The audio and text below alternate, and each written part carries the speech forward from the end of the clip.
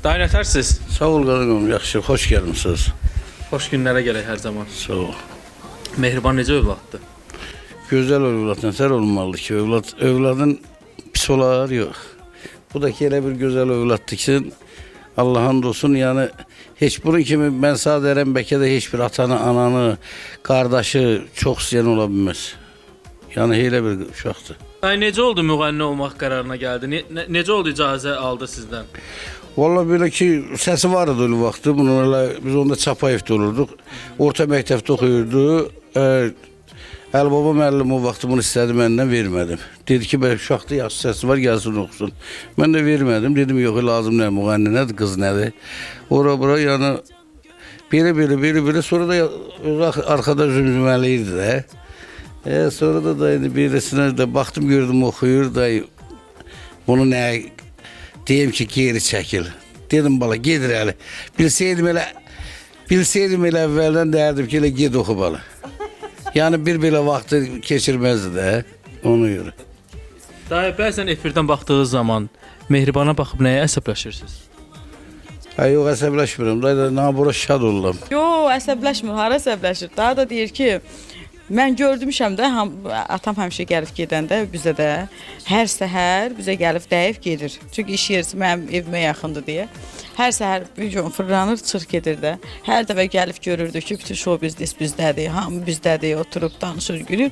Sonra çıxdılar ki, o efirdə məsəl üçün o dedi ki, mənim padurqam filan kəsdi, bu dedi mənim padurqam filan kəsdi. Gördülər mənim adımı çəkən yoxdur, qayıtıb. Valla bunlar bizdə nə gəzirdilər?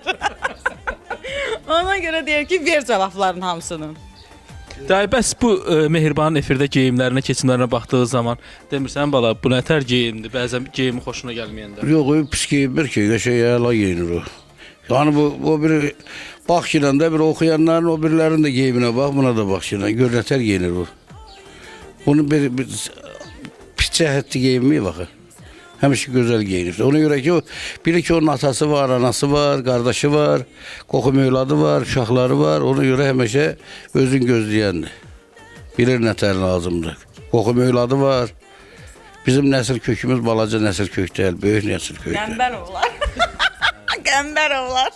Burada deyirəm ki, sən nə özün bilirsən ki, xalq mahnısı oxumaq lazımdır. Yəni, öz səsin də var, oxuyursan da. Yəni, oxumaq lazımdır, xalq mahnısı oxumaq lazımdır. Ona görə ki, mən şəxsən ona qulaq asıram, elə şeylərə qulaq asıram, xalq mahnılarını oxuyuram. Elə bir yəni, gelirsən, azca toyda oturursan, bir dənə görürsən orada Seygah, Sabul oxuyurlar, adam başı dincəlir. Belə rahatlaşırsan da. Belə şeylər hamısı yəni, gözəl oxumaq lazımdır.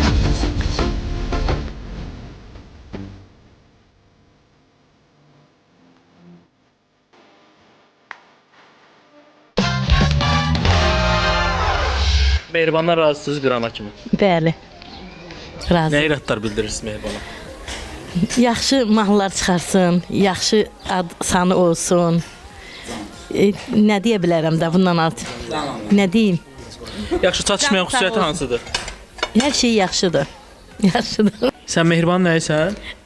Qardaş oğlu. Bibimi çox istəyirəm. Yaxşı bibidir.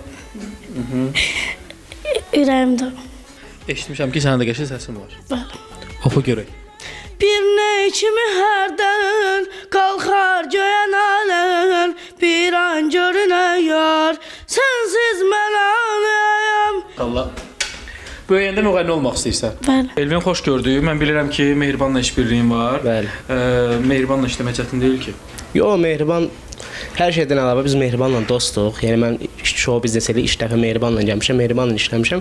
Mehribanla işləmək çox asandır, yəni. Çətin görünür, amma çox asandır. Mehribanla mənim dostluğum var və dostluq eləməyə, yəni layiqli bir insandır və onu bacarır. Ona görə də bu onu digər müğənnilərdən biraz fərqləndirir. Hər adam dostluq eləməyi bacarmır show biznesdə. Yəni digər müğənnilərlə işləmirsən, onlar dostluq eləməyi bacarmırlar yoxsa? Bacarmırlar, yox. Bacarmır, amma Mehriban bacarır.